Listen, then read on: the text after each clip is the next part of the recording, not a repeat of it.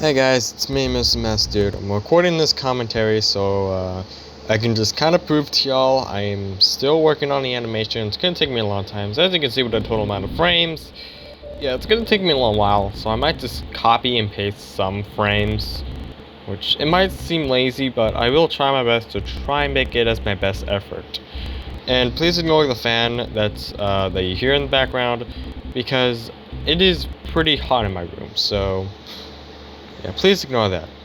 So for this specific video, I'm going to explain some of the leaks you've been seeing and how the story is going to go in this whole entire fanfiction. But this video does contain spoilers, so if y'all don't want your surprise spoiled, I highly suggest you click off this video. But without further ado, let's just begin. Alright, so the whole story plot is basically, there's also a couple character leaks. Yeah, she's basically going to be dealing with some of the spirits of her victims who basically had turned against her and now basically want revenge, want her dead, want her to suffer like they did. Except, there's actually going to be a twist, as you saw with one of the other leaks, like this one. It is pretty much confusing to comprehend, which is why I'm going to be explaining it shortly thereafter, but I'll first explain how she's basically going to have to deal with all these spirits. So the spirits come by either one by one or two by two, with the pages still be seeing. And this whole fanfiction is actually going to be based on a game called Wick, Treasure Island, and maybe a bit of FNAF 4. Pretty much mix those three together. Except, it's not actually a whole night. It's actually like half of, well, actually the rest of the night. So you might be confused of what other version I have planned for this fanfiction. And it's actually going to be like a secondary version for every kind of fanfiction I do like this. I call it the Telltale fashion. And as the name suggests, it's based on like games that are released from Telltale or like games released similar like that. And I'm not going to put too much of the elements from Telltale games because that is copyright and their rights are reserved, so rightful ideas go to them. But if I cast anyone as the main character, I would allow them to choose the story, which is exactly what I'm going to be doing. But only for like the key parts of major parts of this fanfiction, whether the main actor would want the main character to go for this decision or not. So yeah, once I'm done releasing the main version, I'll release a version of where I originally wanted to have the text dialogues and the major decisions.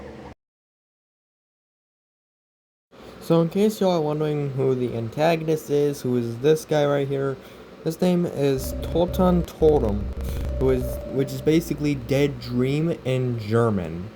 So what this guy can do, he can create alternate realities for certain individuals that he wants to torture in their dreams.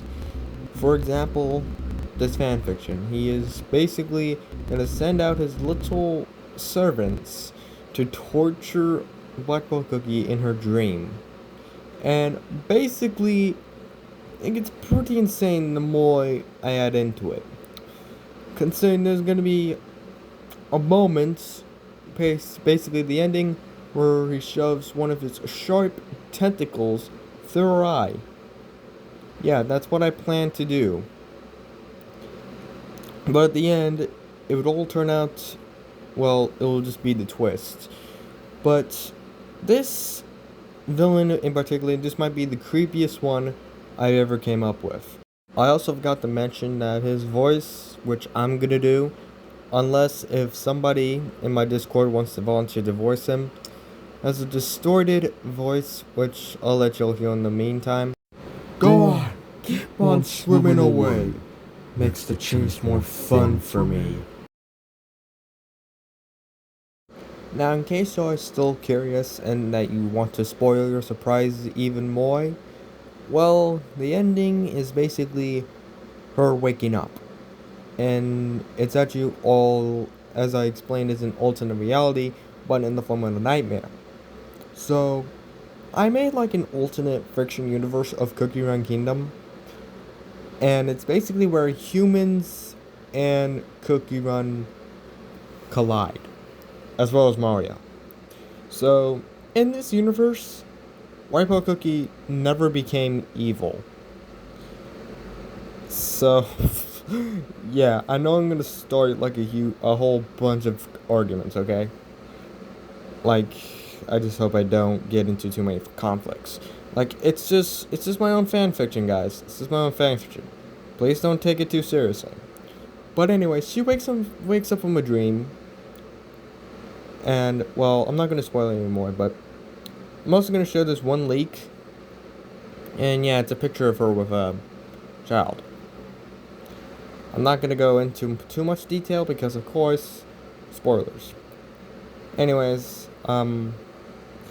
yeah, that's everything I have to say. A little bit of a short commentary explaining the whole story, but I at least just wanted to let y'all know I'm still here working on it, and I want to at least try and get it done by November 20th.